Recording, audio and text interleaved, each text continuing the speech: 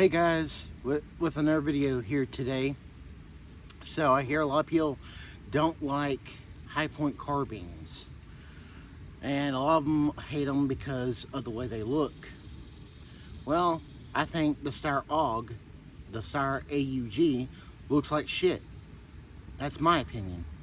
Now, I think that the high point, yeah, it has a little bit of a goofy look, but I'm looking more for reliability. Something that's not so expensive, and also something that's not going to break if I drop it. So right here, I've got the high point 9mm carbine. As you can tell, it's unloaded, no magazine. And this has a Vortex Striker Fire 2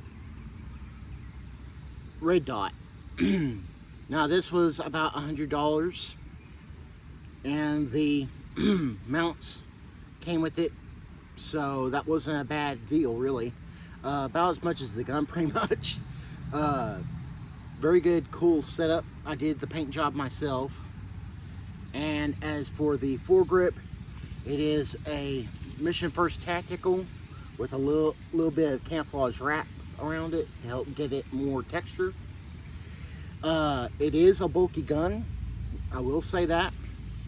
The butt does not have any padding, of course, and again, it's a 9mm carbine. It's not really going to kick, but you know, doesn't look all that appetizing to most people, and I can see why a little bit.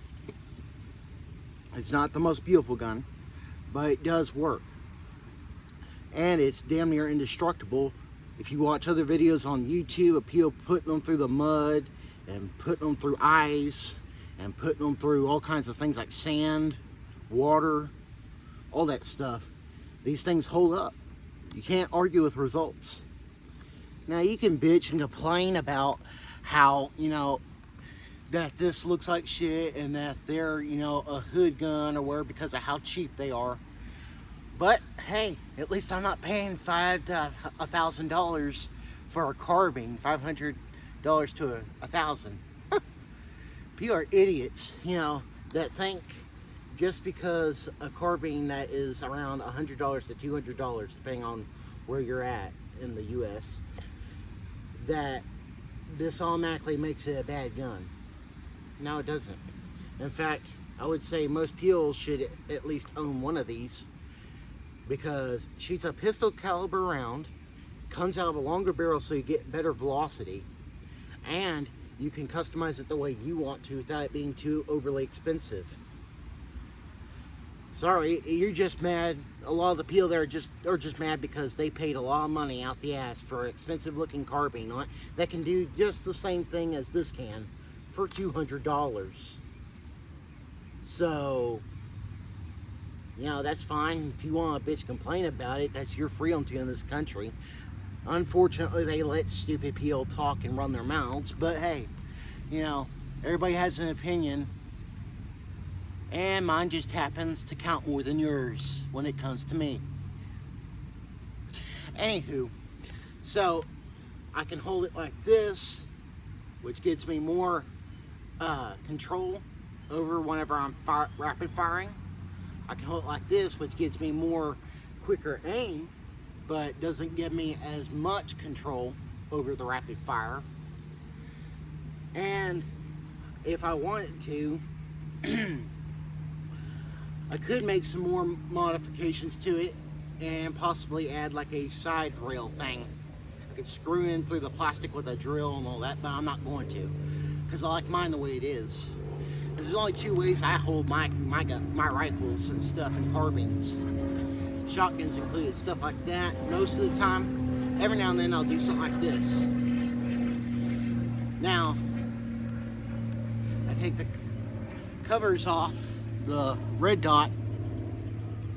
These are pretty cool little guns. And you can, pretty cool little red dot as well, because I got mine on Optics Planet a while back. But, you know, it's crazy that people you know, say the things they do about the cheaper firearms. There's nothing wrong with them. And on top of that, the barrel is super thick all the way down. That's thicker than most pistol barrels and carbine barrels. This is a pretty thick barrel. Definitely very hard plastic. One of the most hardest plastics I've seen made out of most guns. I mean, I know it's the same stuff as all the others, but this one, they seem to make it more thicker than the average. They do have plates that you can buy to put over this to block that out if you don't like that kind of a look to it. I don't mind it. I do mind, though, the gun being black, so I painted it urban camouflage because the type of area I'm in. But this kind of camouflage will do good just about anywhere. I'm one of those people that likes to recommend anytime you get a gun, if you're going to keep it for a long time, it's best to camouflage it. So that way you're not looking around, you know, people aren't like, you know, able to spot you from a mile away with a black weapon should something happen. Like when you're out hunting. Like if you're out hunting, you don't want to have a black weapon. I mean, you can do it, but it kind of defeats the purpose of why you would have camouflage on your person, but not your firearm. These are, here in the state of Texas, can be used for hunting, you can use them for self-defense, and you can use them just for a plinking gun at the range, just to have fun. These are an excellent gun just to have fun with, to play around with. Mine, I'm going to use for all three. I like the high point carbines because of how cheap they are, the ammunition's cheap, and the optics I can afford for it are relatively pretty cheap. Now, I know most people would probably laugh and say, oh, you got a cheap firearm. You don't know what you're talking about because you didn't spend $1,000 or $5,000 on a gun. Yeah, if I wanted to spend that kind of money on it, I'm going to spend thousands of dollars. I'll just get a real military one, you know. Just get a real full auto on it if I'm going to pay that much for a semi-auto. People are crazy, but hey, people can buy what they want in this country. That's one of the freedoms that they have, not. It's just sad that because people like them, the American businesses, are going to take advantage of that. So they're going to keep those prices going up on the guns and ammo because of people like them. It's really sad this whole country is becoming too greedy. I mean, it really is. But this one has got to be my favorite carbine out of the list of carbines when it comes to civilian hunting / defense weapons. Now,